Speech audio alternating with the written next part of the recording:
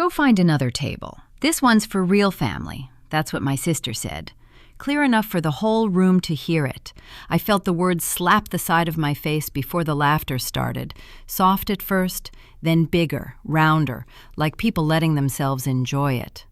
My throat tightened. My lips tried to smile and failed. I was standing at my cousin's engagement party in downtown Chicago, under chandeliers that dripped crystal like icy rain. Gold flatware, linen napkins folded like swans, a string quartet tucked near the terrace doors, the kind of place where waiters glide and conversations float. Everyone was dressed like money, and there I was, clutching a white place card with my name on it, suddenly convinced it didn't belong to me. Brooke didn't move her hand from the back of a velvet chair. She looked me up and down like she was appraising a dented car. "You heard me," she said, voice sweet, eyes sharp. People at the table stopped cutting their fillet. Someone snorted into a champagne flute. A cousin looked down, pretending to check a text that didn't exist. Heat shot into my cheeks. I felt it crawl to my ears, a bright, mean flush. I swallowed. My hands went cold and then trembled, the place card rasping against my fingertips. I told myself to breathe. I told myself not to cry. My chest ignored me. "It's fine," I tried. My voice came out thinner than I wanted. "Emma," she said, like my name tasted off. "Don't make this weird." I stared at the empty chair beside her. My chair. It had a butter knife, a wine glass waiting, a napkin that wasn't wrinkled yet. I could smell truffle oil and roasted garlic. I could hear the quartet sliding into something light and expensive. I could feel the eyes on the back of my neck, and I wanted to crawl right out of my skin. "I didn't expect that from you," I whispered. Brooke smiled like she'd won a prize. "You never expect anything, do you?" I laughed. It came out wrong, too loud, too fake, a broken sound that didn't belong in this perfect room. I bit my lip to shut the rest of it down, tasted blood, kept my chin up. I could feel a small, mean pride that I wasn't begging. My legs shook anyway. A server paused at my elbow with a tray of champagne. "Would you like—" "I'm good," I said. My voice cracked on the second word. Brooke's fiancé leaned back, clearing his throat in a way that was supposed to be helpful. "Let's just keep the vibe positive," he murmured. Positive. Right. I could feel the seams of my dress prick against my ribs. I could feel the room tilt a few degrees. I could feel myself shrinking, the way you step back from heat. But I stayed. I made myself stay. 1 second and then another. I needed proof. Proof that I wasn't crazy, that this was real, that the line had been crossed where everyone could see it. "Emma," my mother said finally, in the voice she uses for store clerks and dogs. "Sweetheart, there's a small table near the bar." She turned her head just enough to avoid my eyes. "You won't mind." I looked at her mouth as it shaped the words. I looked at the tiny diamond pendant at her throat. I looked at the woman who taught me how to tie my shoes and never once taught me how to be welcome. Something inside me felt heavy and very still, as if a large animal had laid down and decided not to move again. "Wow," I said. Just that, 1 syllable. I could feel everyone waiting for me to make it easier, to joke, to wave it away, to excuse myself like it was nothing and prove them right. The quartet finished the song. The room applauded. I didn't clap. I didn't trust my hands. I put the place card down on the table very gently, like it might break. I caught a glimpse of myself in a mirror behind the bar. Eyes too bright, mouth too tight, shoulders pulled high like I was trying to hide my neck. I recognized the look. Cornered. The waiter returned with menus. He set one beside the empty chair, glanced at me, and then at Brooke. He pivoted away with the kind of grace that gets trained into you. The menu lay there, open, as if it belonged to anyone who had the courage to sit down. "I wasn't trying to make a scene," I said softly. "I just wanted to sit." Brooke shrugged like I'd asked to borrow socks. You know how Mom gets." I looked at my mother. She stirred her water with a straw she didn't need. Her nails were perfect. I scanned the room for one friendly face. A cousin caught my eye and then let it go, fast, like a hot pan. My father adjusted his cufflink again. "Let's just eat," he said, to no one, to everyone, to the air. He had always been good at pretending. "I get it," I said. Nobody asked me what I got. I was talking to myself. I get it. My throat burned. My eyes watered in a way I refused to let turn into tears. I pressed my tongue to the roof of my mouth like someone once told me, a trick to keep the crying inside. My body listened, but it felt like holding back an ocean with my hands. I pulled out the empty chair anyway. The scrape of the leg on the floor made people flinch. I considered sitting, planting myself like a tree. Then I felt something else rise, hotter, lower, heavier. Not rage, not exactly. More like a clarity that steadied my hands. "Say it again," I said, looking at Brooke. My voice was quiet. It surprised me. "Say why I can't sit." Her smile faltered. "Don't be dramatic." "Say it," I repeated. 2 words. The room tightened, not because I was loud, but because I wasn't. Everyone leaned in without meaning to. Brooke blinked. She glanced at our mother. The pause said enough. I watched the moment pass between them like a small secret. I felt it land. I felt it burn. I almost laughed. I almost cried. Both were right there, stacked together, begging to be chosen. I picked neither. I let silence do the work for me. It was the first time I'd ever trusted silence to be on my side. "I'm done," I said. Just that, 2 words again. 2 words that felt heavier than any speech I could give. I pushed the chair back into place. I placed the place card on the napkin like a tiny headstone. I smoothed the tablecloth the way my mother had taught me, the way you erase wrinkles you can't control. I turned to leave, but my feet didn't move yet. I wanted to look at each of them the way they had looked at me. I wanted to memorize their faces in this light, with this music, in this air. I wanted to know later that I hadn't imagined any of it. My father finally met my eyes.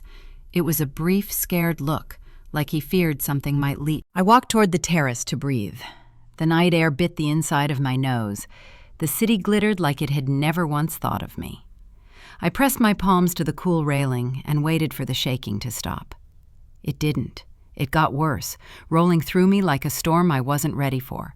I laughed again, quiet this time, and it felt less like a mistake and more like a decision, the kind that doesn't sound brave until much later. "That's when I realized I didn't belong there," I said out loud, to no one, to the wind. Saying it made it real. It also made it simple. I went back in. I picked up my clutch from the edge of the table. No one stopped me. No one asked if I was all right. I didn't expect them to. I slid the place card into my bag like a receipt for something I would never return. That night, I packed 1 suitcase and promised myself never again. The night I left Chicago was cold enough to hurt. I remember the sound of the zipper on my suitcase more than anything else. It was this small, ugly sound that cut through the silence of my apartment like it was sealing my failure inside. I didn't pack much, just a few shirts, some old sneakers, a photo of me and my dad before everything went wrong. I didn't take anything that smelled like home. I didn't want it to follow me. I wasn't running away. I was finally walking out. The Greyhound station smelled like diesel and burnt coffee. I sat by the window, hugging my backpack like a life jacket. My hands wouldn't stop shaking. But it wasn't fear exactly. It was the kind of shaking that happens when you've been holding your breath for too long. I didn't look back when the bus pulled away. I just watched the city blur into gray and told myself I'd rather be lost than humiliated again. No one called. Not that night, not the next morning. The silence from home was heavy, like punishment wrapped in indifference. 2 days later, my phone buzzed. 1 message from my mother. "Don't come back crying. We warned you." That was it. No love, no question if I was safe, just a warning. I stared at the screen for so long the words started to fade. My thumb hovered over reply. I almost said something, anything. But what could I say that she'd hear? I deleted the message and blocked her number. My heart thudded like I'd done something dangerous. I checked my account that night. $412.17. That was all the value I had left in this world. I laughed a little. It sounded broken. I booked a week at a cheap motel that smelled like bleach and cigarettes. The sheets were clean but stiff, and every time the pipes rattled, I thought about how far I was from everything I knew. Freedom felt like falling. No one tells you that part. The next morning, I walked until my shoes started to rub blisters. I filled out applications everywhere: diners, gas stations, a dry cleaner. I told myself I'd take anything that didn't ask for references. By the end of the day, my feet ached, and my throat was sore from saying, "I can start right away." A diner manager finally said yes. He handed me an apron still damp from the wash and pointed to a tray of coffee cups. "Don't spill," he said. I didn't. Not that day. But I did the next. The customers barely looked at me. I was the blur that brought their refills and cleared their crumbs. The silence was familiar, almost comforting. At least this time the silence paid hourly. The first paycheck was barely enough to cover rent and groceries, but it was mine. Still, the days all blurred. The words stung like salt in an open wound. I whispered, "Congratulations," to the screen. Then I whispered, "Good night." For weeks, that was my routine: work, sleep, repeat. Until one afternoon, while wiping down a counter, I heard two regulars talking about a local community college. One of them said they offered free business classes on weekends. I don't know why, but that line stuck in my head. I wiped the same spot 3 times, thinking about it. What if I could learn something they can't take away? That thought wouldn't leave me. I went home that night and looked it up on my cracked phone. It wasn't fancy, no degrees, no PIMEs, but it was something. I filled out the form online, my fingers trembling. The confirmation email felt like a door cracking open. The next morning, I signed up for the Saturday session. That week, I worked 6 straight doubles to make sure I wouldn't miss rent. I barely slept. My hands shook while pouring coffee, but I kept pouring. A coworker laughed at me once. "Why bother with that crap? You think you'll be some big shot?" I didn't look up from the register. "Because I'm not staying here," I said. My voice didn't shake. By the 3rd class, I could feel something changing. I wasn't smarter than anyone else. I was just hungrier. I started saving $5 a day, tucking it into an envelope under my mattress. Some nights I'd count it, not because it was much, but because it was mine. I bought myself a used notebook, one of those leather ones with thick pages. It cost $12, and I felt guilty for spending it. But when I held it in my hands, I felt something I hadn't felt in years: pride. For the first time, I wasn't worthless to myself. Then, one Sunday, I opened Facebook again. My family had posted photos from a vacation in Miami. Everyone looked perfect. My mom wore a wide-brimmed hat. My sister's husband had his arm around her. The caption read, "Grateful for family." I didn't cry this time. I just took a deep breath and kept scrolling. The ache was still there, but it didn't control me anymore. It was background noise, familiar but no longer defining. One night after class, I sat by the window of my apartment and looked out at the streetlights blinking through the rain. My hands were rough, my body tired. She smiled. "Ideas are where everything starts." She slid a business card toward me. "If you ever want to learn more about design, call this number. We're always looking for creative people." I stared at the card after she left. Her name was Lauren Kim, Creative Director, Lumen Interiors. The name meant nothing to me then. I just turned it over in my hands, reading it again and again, as if it might disappear if I blinked too long. My shift ended at midnight. I walked home under the flickering streetlights, the card tucked safe in my pocket, like a secret only the universe and I knew about. It wasn't a promise. It wasn't even hope. It was just something small, a crack in the wall I'd been pushing against. But sometimes that's all you need. That night, for the first time since I left home, I didn't feel lost. I felt ready, and I had no idea that card would change everything. I almost threw the card away.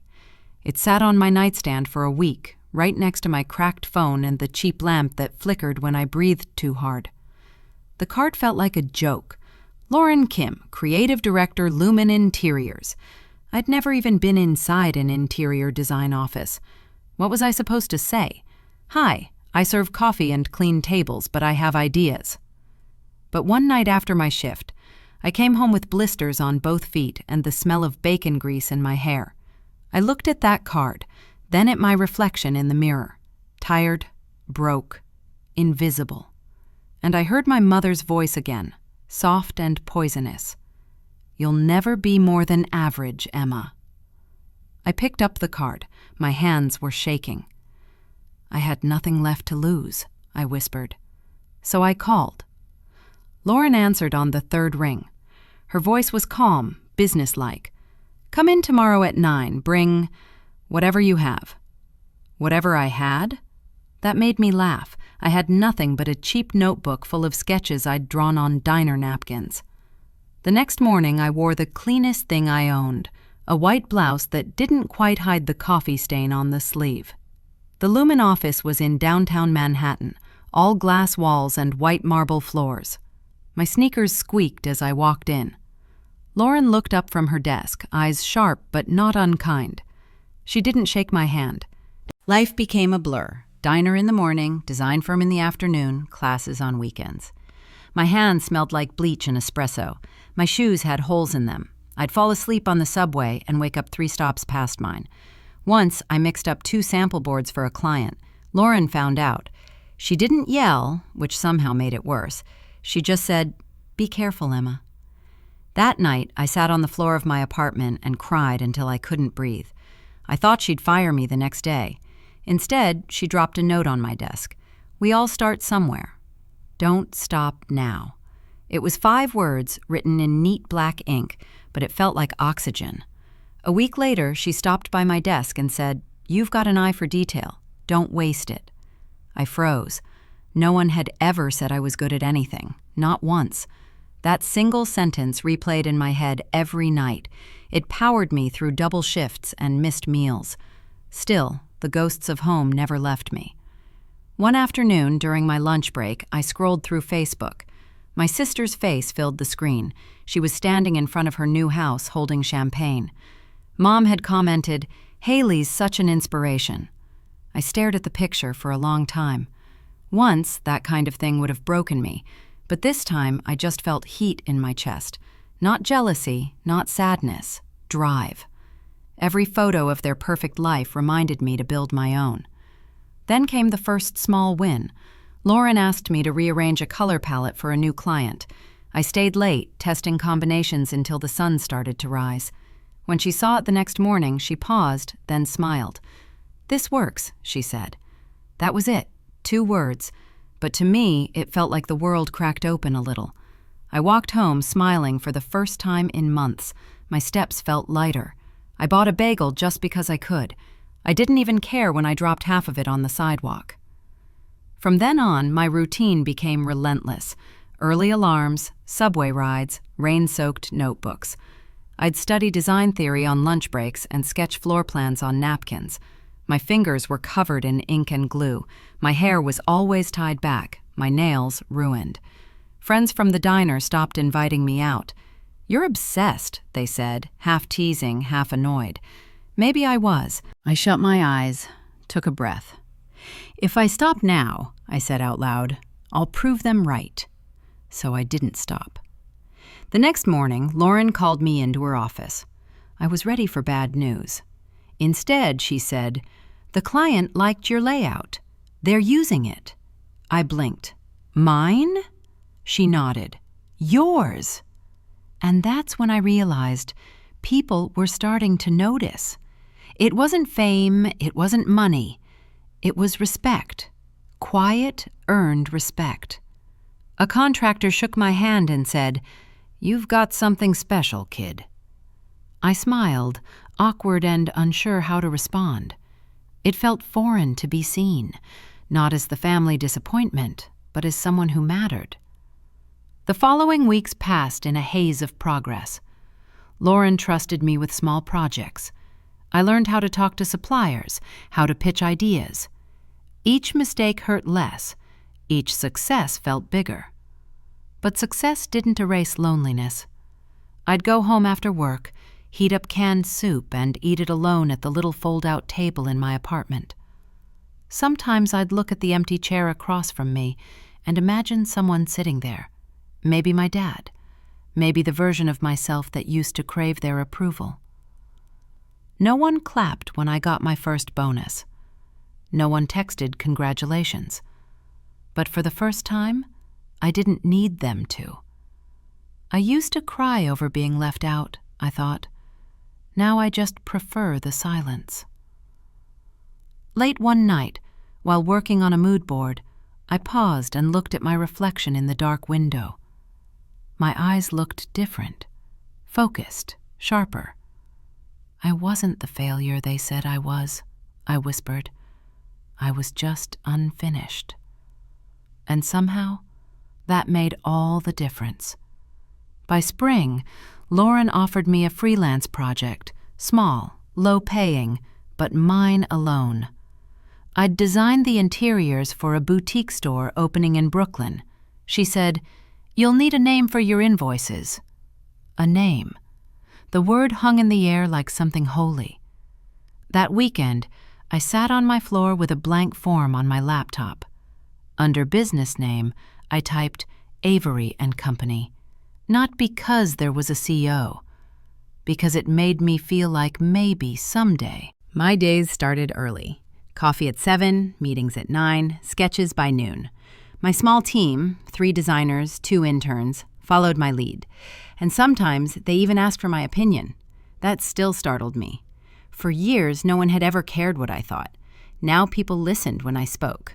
And then it happened, the article. A journalist from Architectural Digest reached out for a feature on emerging self-made designers. I said yes, even though my stomach was in knots the whole time. When the article came out, I sat at my desk staring at my laptop. The headline read, "From Nothing to Notable, How Avery Parker Built Her Own Brand." I kept refreshing the page just to make sure it was real. There it was, my photo, my work, my name. I whispered it out loud. I used to clean floors. Now they're writing about me. And then I cried. Not the pretty kind of crying, the silent kind.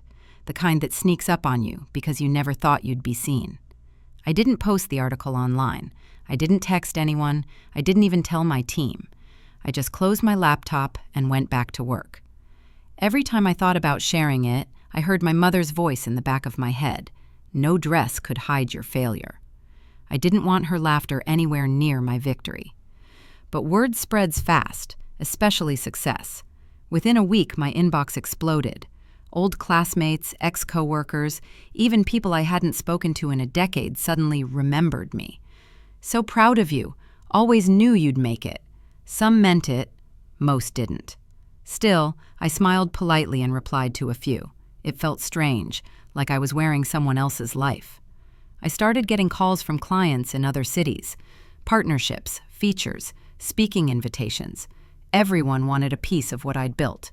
And while part of me wanted to celebrate, another part stayed quiet. Always quiet.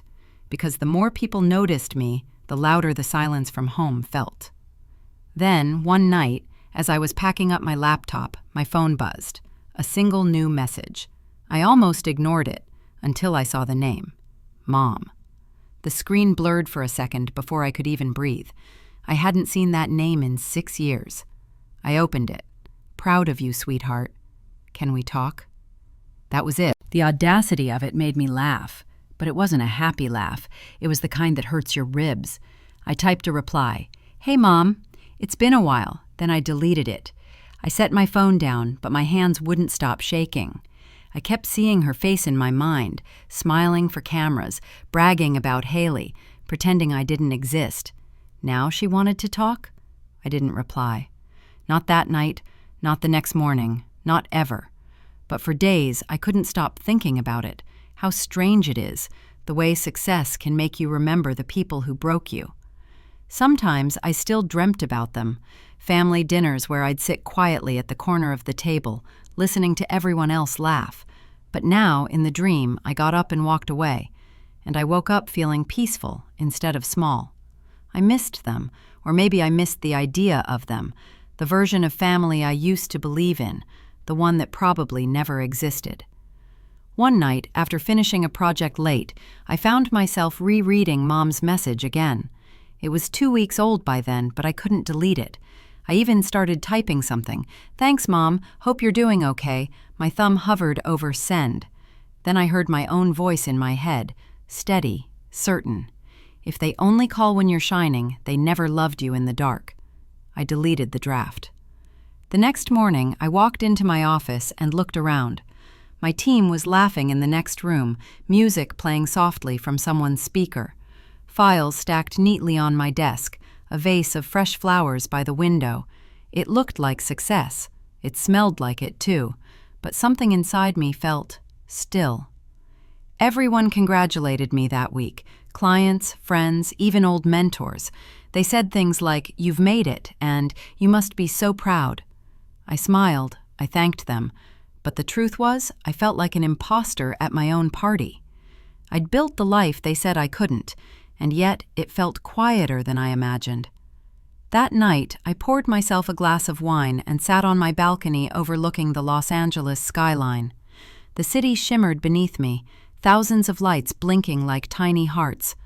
I thought about the girl who once took a bus out of Texas with $400 and a bruised heart. I thought about every insult. "I learned that peace isn't found in applause," I whispered. "It's found in silence." And for a while, that was enough. The next day I got back to work like nothing had changed. But deep down, I knew something had.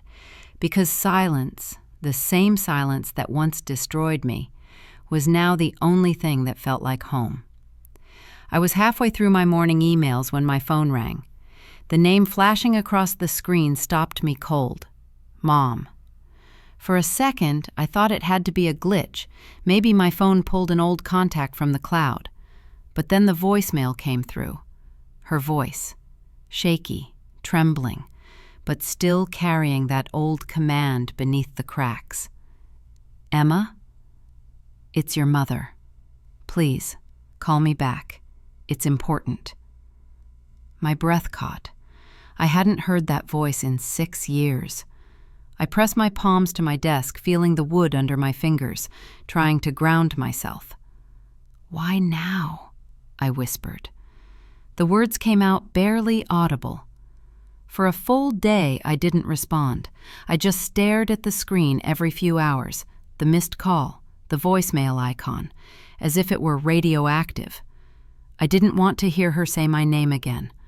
I didn't want to open old wounds I'd just learned to stop touching. But curiosity is cruel.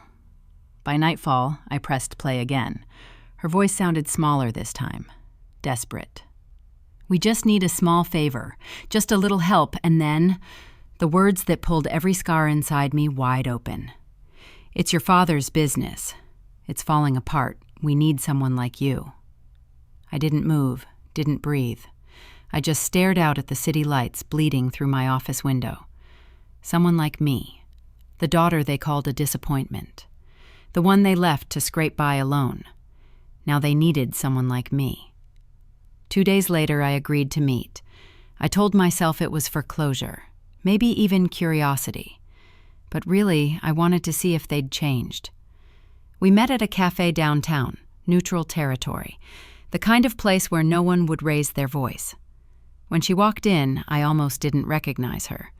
The confident woman who once walked into every room like she owned it looked smaller. Her makeup was heavier, like she was trying to paint youth back onto her face. "Emma," she said, smiling too hard, "you look beautiful." It wasn't warmth, it was performance. I smiled back, equally practiced. "It's been a long time." She nodded, fiddling with her cup. "Too long." There was silence, thick and awkward. Then she leaned forward. "Your father's business. We're drowning, honey." "He's not well. The investors pulled out. We just need a little help to get back on our feet." Her words were syrupy, slow, designed to trigger guilt. I said nothing, just let her keep talking. She reached across the table, touching my hand. Her fingers were cold. "You've done so well. You could turn this around for us, I know it." That was when the memory hit. Her hand, that same manicured grip years ago at my sister's engagement party. "Go find another table, Emma. This one's for family." I blinked, pulling my hand back. It was almost poetic, how life folds in on itself like that. She saw the hesitation in my face, the distance in my eyes, and she went in for the kill. Family helps family, right?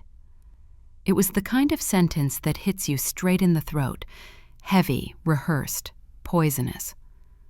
I laughed once, softly. It wasn't humor, it was... This time, her tone had changed, sharper, colder. "You've changed. You think you're better than us now." Something inside me finally snapped. I steadied my voice. "No, Mom. I just stopped apologizing for surviving silence." I could almost hear her breathing on the other end, that shallow, indignant sound she made whenever she realized she couldn't win. Then she said it, the line that sealed everything. "After everything we did for you?" I smiled, though it hurt. "Exactly," I said, "after everything." And I hung up. I cried after, not from guilt, but from release. My hands shook, my chest ached, but for once, the shaking didn't mean fear. It meant freedom. For the first time in my life, I'd said no to her, and I meant it. That night, I stood by my window again, watching the skyline hum with soft orange light. The silence that used to crush me now felt different, wide, peaceful, earned. "I always feared being alone," I whispered, "but tonight, it feels like peace." I slept better than I had in years. 3 days later, my peace shattered. It started small, a few notifications on my phone, mentions, tags, messages. At first, I thought it was about a new project, maybe the magazine feature again. But then I saw the words. "Can you believe she refused to help her own family? Ungrateful. All that money and not a drop of compassion." I froze. A link led to a gossip site, blurry family photos, screenshots, and a long, emotional paragraph written by my mother. She'd gone public. "Our daughter turned her back on us. We raised her, supported her, and now she won't even answer our calls. She's abandoned her family when we needed her most." My heart dropped to the floor. She'd twisted the story, made me the villain in her tragedy. The same woman who once told me to disappear was now crying online about losing me. I scrolled through the comments, each one worse than the last. Selfish, greedy, typical success story gone wrong. The room spun. I could barely breathe. I sat down, staring at the glow of my phone, the cruel words blurring together. I found out at 7:13 a.m. The world was quiet. Too quiet. I was sitting in my kitchen, still half asleep, scrolling through emails with a cup of coffee that hadn't even cooled yet. The sun hadn't fully risen. My apartment smelled like vanilla and burnt toast. It was supposed to be an ordinary day. Then I saw it. A notification from a news site I didn't even follow. Heartbroken parents speak out about abandonment. At first, I didn't think much of it. I was about to swipe it away. But then I saw the thumbnail. My mother's face. Crying, my stomach dropped. I clicked before I could stop myself. The video started with her sitting in a softly lit living room, my old house, our house. Tissue in her hand, eyes glassy, voice trembling like an actress in rehearsal. "She abandoned us," she said. "We gave her everything, and when we needed her most, she turned her back." The interviewer leaned in, sympathetic. Dramatic music hummed underneath. My chest went numb. For a moment, I thought it had to be fake, a deep fake, an edit, a cruel prank. But then I heard her laugh, that same sharp laugh she used when she was lying and enjoying it. It was real. I froze. My coffee slipped from my hand and shattered on the floor. The sound barely registered. I just sat there, staring at the screen, watching my own mother rewrite history in high definition. By 8 a.m., my phone wouldn't stop buzzing. Mentions, texts, DMS news alerts. Selfish, greedy, disgusting. Money changes people. Thousands of strangers, people who didn't know me, who never would, calling me a monster. Somebody had posted my photo next to hers. Mother versus daughter. She looked fragile. I looked powerful. That's all they needed to see to pick a side. It felt like déjà vu, like being 16 again, cornered, laughed at, shamed while everyone watched. Only now, the audience was the whole world. My PR manager called first. Her voice was careful, too professional, like she was talking to a client and not a person. "We're aware of what's circulating. Let's hold off on posting anything, okay? This kind of story dies fast." It didn't die. It multiplied. By noon, sponsors were reevaluating partnerships. Emails from clients. My body was trembling. I couldn't stop it. I hadn't felt that kind of fear since the night I left home, the kind that starts in your throat and spreads like fire. I whispered, "Why would she do this?" But I already knew the answer. Because I said no. Because I didn't come running when she called. They couldn't control me anymore, so they did the only thing left: destroy me in public. The next day, Jake called. He'd been my lawyer once, now just a friend, a good one. "I saw it," he said quietly. "You okay?" "No." "You can fight this. You have proof." "Proof?" I laughed bitterly. "They're my family. I can't sue them." "Then they win," he said simply. The words hung in the air. I didn't answer, because deep down I knew he was right. Later that evening I broke. I threw my phone across the room. The screen cracked against the wall. I screamed until my throat went raw. And when the tears came, they weren't soft or sad. They were furious. All those years of silence, of trying to be better, kinder, quieter, gone. They thought they could destroy me again. They thought I'd still bow my head and take it. Not this time. I wiped my face and opened my laptop. Every insult, every message, every voicemail, I had them. Screenshots, emails, receipts. I didn't even realize how much I'd saved. Maybe some part of me had always known this day would come. My hands were still shaking while I saved the files, but not from fear anymore, from focus. At some point, I caught my reflection in the dark screen. Eyes swollen, hair a mess. I looked like someone who'd been through a war, and maybe I had.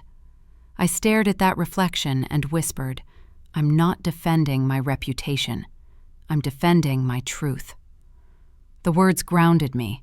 For the first time that week, I felt clear, cold but clear. Jake came over the next morning. I barely slept. He walked in, calm as ever, a folder in his hand. "They crossed the line," he said. "This is defamation.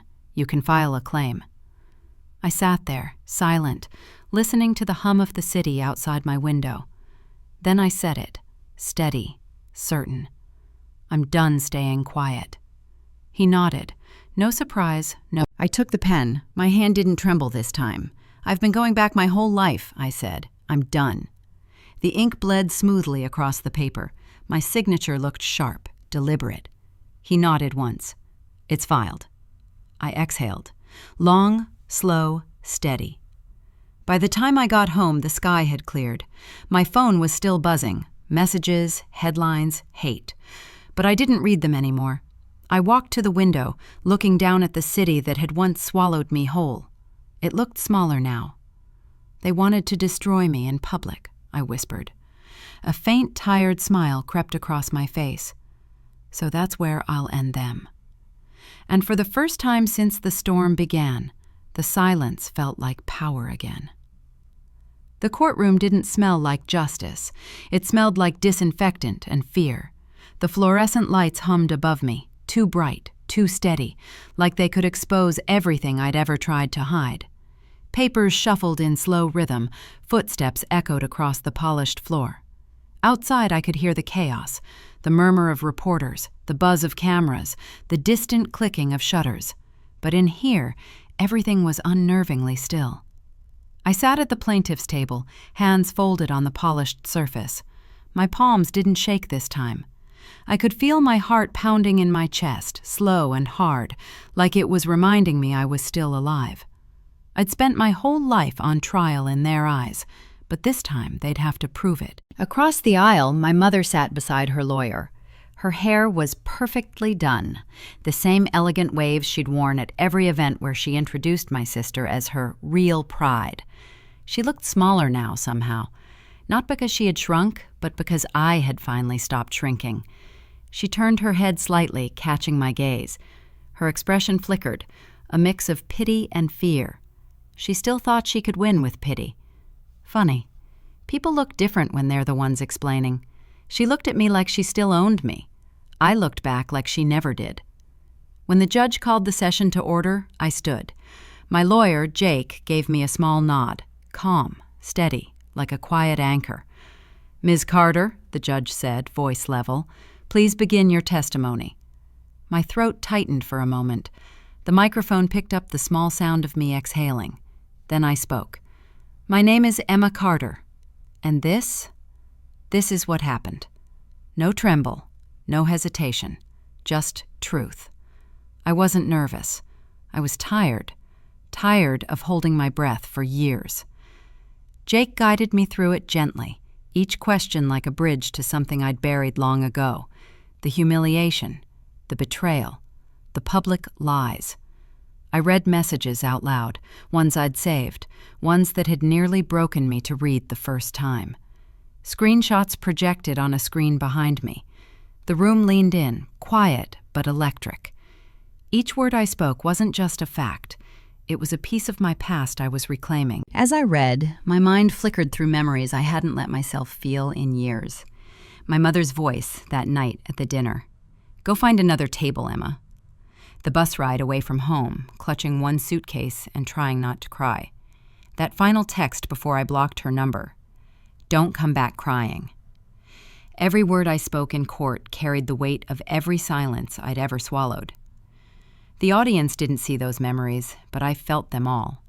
The cold, the shame, the desperate hope that maybe they'd love me if I just endured a little more. Not anymore. When their side started, I watched without blinking. Their lawyer's voice was smooth, rehearsed. He tried to paint me as ungrateful, ambitious, cold. A daughter who abandoned her parents for fame. My mother dabbed at her eyes at the perfect moments. I could almost hear the cue in her head. Then Jake stood, slow and unhurried. He pressed play on a recording. Her voice filled the courtroom, calm, sharp, calculated. "If you won't help us, we'll make sure no one helps you." The sound cut through the air like a blade. Gasps, a few murmurs, then total silence. Even the judge froze. My mother's eyes darted across the room, searching for an escape, an explanation. But there was none. Her own voice was the evidence. Power doesn't always come from shouting. Sometimes it comes from letting the truth echo until everyone feels it. She broke next, stood up mid-question, voice rising, hands trembling. "You don't understand," she shouted. "She left us—" "Ma'am," the judge interrupted sharply. "Sit down." She didn't. She kept going, voice climbing, desperate and cracking. I didn't flinch. I just watched her unravel. For once, her chaos didn't pull me in.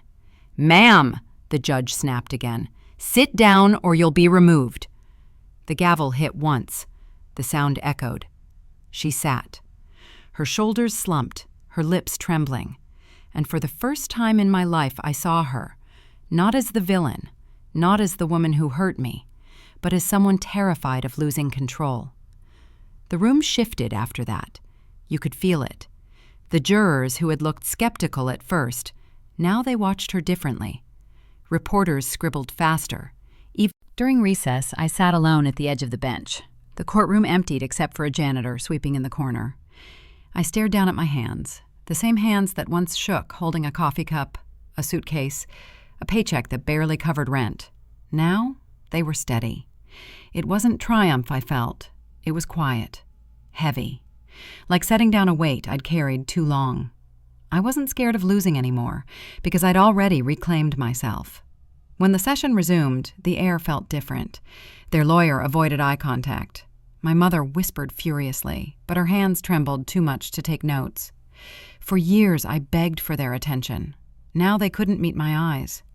She mouthed something across the aisle. My name, maybe, or I'm sorry. But I didn't respond. Some apologies only mean something when they come before the damage. When the questioning ended, I sat still. The judge shuffled papers, his face unreadable. My breath slowed. The noise outside, cameras, voices, chaos, didn't matter anymore. I thought about everything that brought me here.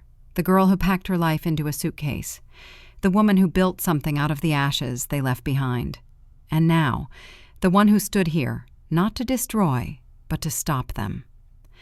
I didn't come here for revenge, I whispered under my breath. I came for the truth. For once, the truth was enough. I stopped being their victim the moment I stopped explaining. The judge tapped his pen twice. Paper rustled. A clock ticked somewhere behind me. Everyone held their breath. The court will reconvene tomorrow morning for final judgment. Just like that, it was over. For now. People stood, whispering. Jake leaned toward me. We did what we came to do. I nodded slowly. My chest felt heavy, but clear. As I stood to leave, I glanced once more across the room. She was crying again, but this time no one was watching. Outside, the sky was overcast. Not stormy, not bright, just gray. I walked past the flashing cameras without saying a word. Whatever happens next, I've already won, because they can't rewrite me again. Tomorrow the verdict comes, and I'm ready. The morning of the verdict didn't feel like victory. It felt like waiting for a storm that might never come. I woke up before my alarm and sat at the kitchen counter, hands wrapped around a mug I didn't drink from. The city outside muttered and clanged like it always does, but inside my apartment it was pure, tight silence. Breath in, breath out, count to 4. I watched the second hand crawl around the clock and wondered how it could move so slowly and still steal time. I'd already lived through every version of this ending in my head, the win, the loss, the collapse. But nothing prepared me for silence. I dressed like it mattered, black suit, flat shoes, hair pulled back, no perfume. I wanted to smell like nothing. I wanted to carry nothing that didn't belong to me. The courthouse felt smaller than the first day. Same walls, same echo, same cold air that slid under my collar. But something had changed, and it was me. I wasn't afraid of them anymore. The gallery rustled with reporters and notepads and careful whispers. I kept my eyes forward until I didn't. My mother sat at the defense table. She didn't look at me. Her makeup was heavier than usual, the kind that tries to paste dignity back on a face. My father stared at his folded hands like they might unfold into an answer. Their lawyer shuffled papers that had already failed them once. It was the same room, the same air, but everything had changed. I wasn't the one shrinking. The judge entered. Everyone rose. We sat. The gavel tapped once. The sound traveled across the wood and up my spine. I listened to the hum of the lights and the slow orchestra of paper and breath. His expression stayed smooth, almost bored, like this was just another Tuesday. His tone was even, but every word felt like a heartbeat. He started with procedure, numbers, filings, dates. I heard them the way you hear rain in another room. Then he paused to lift a sheet from the stack. The space between his fingers and the page stretched like a held note. For a second, I forgot how to breathe. The court finds in favor of the plaintiff. That was it. The words fell into the room and didn't make a sound at first. No cheering, no clapping. Just a pressure releasing somewhere deep in my ribs, like a tight band finally snapped. It wasn't joy I felt, it was gravity, the kind that pressed. I looked to the side and saw her, my mother, fold in on herself. Not dramatically, not for show, just a quiet collapse of a story that had run out of pages. She covered her mouth with one hand and nodded like she understood. My mother didn't cry like a victim this time. She cried like someone who finally ran out of lies. Their lawyer touched her elbow. She didn't respond. My father blinked hard, like he could still force this into a different ending. I used to dream of this moment. I thought I'd feel powerful, but standing there, I didn't feel big. I felt free. Outside, the courthouse steps had turned into a stage. Microphones, cameras, questions thrown like pebbles. How do you feel? What do you want to say to your parents? What's next? The headlines flipped in real time on strangers' phones. Truth wins. Daughter vindicated after family lies. The same people who called me greedy now called me brave. They loved me again, but for the same reason they once hated me. A story. I kept my sunglasses on and my mouth shut. I walked to the car with Jake at my side. "We can make a statement," he murmured. "I already made one," I said. "In there." Back at my office, my phone rattled like it had a fever. Interview requests, congratulations from numbers I didn't save, PR suggestions, tweets and tags and DMs from people who wanted to be on the right side now that there was a right side. I ignored them all. I didn't want the world to hear me. I just wanted the noise to stop. The official emails came first, court copies, a timetable for payment, the order for public apologies. Then came the small, strange ripples, the kind you don't read about. A realtor I recognized posted a coming soon flyer featuring a house I knew too well, the place where birthdays were beautiful and silence was the centerpiece. Their house went up for sale within a month. My father's name slipped off the company website without a farewell note. My mother stopped posting pictures of Sunday brunch. Friends of hers who used to like everything quietly unfollowed. Silence followed them like a shadow, the same silence they once forced on me. I didn't gloat, I watched. I learned what justice looks like in daylight. Later, I walked through my apartment and took inventory of a life I built. The couch I chose, the art I bought, the balcony with the view that never gets old. Everything I fought for surrounded me. The view, the quiet, the success. But without noise, it all sounded hollow. I poured a glass of water and listened to it hit the sides. I stood in the middle of the room and waited for happiness to rush in like air after a long dive. It didn't. Justice doesn't erase pain. It just organizes it. Winning didn't make me lighter. It made me honest. I slept hard and woke before dawn. The sky over Los Angeles was pale and empty, like new paper. I wrapped a sweater around my shoulders and stepped out onto the balcony. A bus sighed at the corner.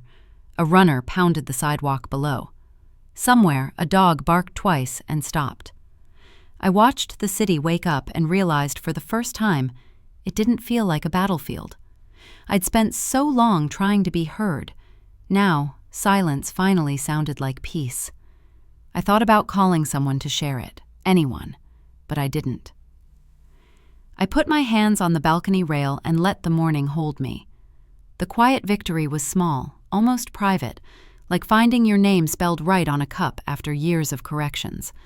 I didn't need a parade. I needed breath. I needed space, where nothing and no one was urgent. By afternoon, the emails slowed. The headlines moved on. People have short attention spans for other people's pain, even when it ends well. I answered 2 messages from clients I respected. Thank you for standing by me. I thanked Jake with a hug that said more than any speech. Then I took off my shoes and walked barefoot across my living room, just to feel the ground. That night, the sky turned velvet and the city lights pinned themselves to the dark. I cooked something simple and ate it at the counter like a normal person, not a defendant or a daughter. I rinsed the plate and left it to dry. Calm felt luxurious. I didn't dare move too fast. It might break. A week passed. I went to work. I came home. I slept like a person who no longer had to argue with her own past before closing her eyes. The checks hadn't arrived yet. The public retractions had started to trickle in. Each one landed with less. That's when I saw them. Not in court, not online. Across the street at the bus stop, slumped on a bench, hands folded, eyes on nothing. My mother in a coat I recognized, my father thinner than I'd ever seen him. There was no audience, no stage, no script. Just 2 people waiting for a bus, the sun too honest on their faces. My chest went weightless and heavy at the same time. I stepped behind a column without meaning to and watched the way her shoulders curved inward, how his shoe tapped the curb and stopped. They looked human. I stood there, tea cooling in my hand, heartbeat slowing to something thoughtful. Justice ended the story, but closure? That's another battle. The noise died down faster than I expected. Reporters stopped calling. The headlines faded. People moved on, like they always do. Everyone told me I should celebrate. "You won," they said. "You should be proud." But all I wanted was quiet. The city kept spinning. Meetings, deadlines, dinners. Life went back to its rhythm, but mine didn't. It was slower now, deliberate, fragile. There were mornings I'd wake up thinking the trial was still going, like my body hadn't caught up with peace yet. Sometimes I'd catch my reflection and still brace for her voice behind me, that sharp tone, that quiet judgment that used to cut through me like glass. Even when I was alone, my muscles remembered. My heart still flinched at ghosts. Healing isn't loud. It's not fireworks or closure speeches. It's sitting at a red light, realizing you're not clenching your jaw anymore. It's paying a bill without fear. Sleeping through the night without checking your phone. One afternoon, I caught myself laughing. It startled me. It had been so long since joy didn't come with guilt. A friend had told a dumb joke, and for the first time in years, I didn't overthink my smile. I didn't apologize for it. It felt strange, like borrowing a piece of someone I used to be, but it was real. That's the thing about recovery. It doesn't announce itself. It just sneaks up one normal afternoon and whispers, "You're still here." Weeks passed. The court's money arrived. I donated most of it, partly out of pride. For a heartbeat, everything stopped. The sounds faded, the hum of cars, the chatter of strangers, even my own pulse. It was just me and them, caught between what was and what will never be again. I thought about turning around. I didn't. My hands froze on the steering wheel. They didn't see me, or maybe they did. I couldn't tell. And in that stillness, memories rushed in. Every insult, every dinner table silence, every night I begged to be seen. Every time I'd walked away, shaking, humiliated, alone. Every version of me they'd tried to destroy. But then another image appeared. Me, now. Standing taller, speaking calmly in court, choosing peace over performance. For once, I wasn't their reflection. I was my own person. Forgiveness isn't saying it's okay. It's saying it happened, and it no longer owns you. They taught me everything I needed to survive, not because they wanted to, but because they left me no choice. I didn't wave, I didn't speak, I just let my eyes rest on them for one long, quiet second. It was enough. When I turned away, I felt lighter, not triumphant, just done. I pulled back onto the road. The wind came through the half-open window, brushing my hair across my cheek. It smelled like rain. The clouds were forming, soft, gray, merciful. The first drops hit the windshield as I merged onto the highway. I didn't turn the wipers on. I wanted to hear it, the sound of the world washing itself clean. They'd once made silence my punishment. Now, silence was my freedom. I drove with one hand on the wheel, one hand out the window, feeling the cold drizzle trace lines across my skin. Every mile that passed felt like forgiveness, not for them, but for me. Somewhere between exits, I started talking, quietly, just to the wind. "I forgive you." It wasn't dramatic. It wasn't even complete, but it was real. They'll probably never hear it, and maybe that's the point. Forgiveness isn't about letting them back in. It's about letting yourself out. By the time I reached the city again, the rain had stopped. The sun cut through the clouds like a quiet apology. The streets shimmered, washed, new, honest. I parked near my building and just sat there for a while. The rain started again, just a drizzle. I didn't run. For the first time, I let it fall. Each drop carried a memory, a word, a name. and with every step they fell away. By the time I reached the building door, I realized something simple. It wasn't about revenge or justice or even forgiveness. It was about finally walking forward without dragging the past behind me. I paused, looked back once, not for them, but for the girl I used to be, the one who thought love meant pain, the one who stayed too long trying to earn what was never hers, the one who finally chose herself. And for the first time in my life, I didn't feel sorry for her. I felt proud. I used to crave their approval. Now, I don't need it. I got in my car, turned the key, and smiled at the road ahead, not because it was clear, but because it was mine. And as I drove, the question lingered, soft, haunting, beautiful. Would you forgive them or keep driving? What would you do in my place? Would you stop and forgive or drive away for good? Tell me in the comments, because maybe closure isn't something you find. Maybe it's something you choose.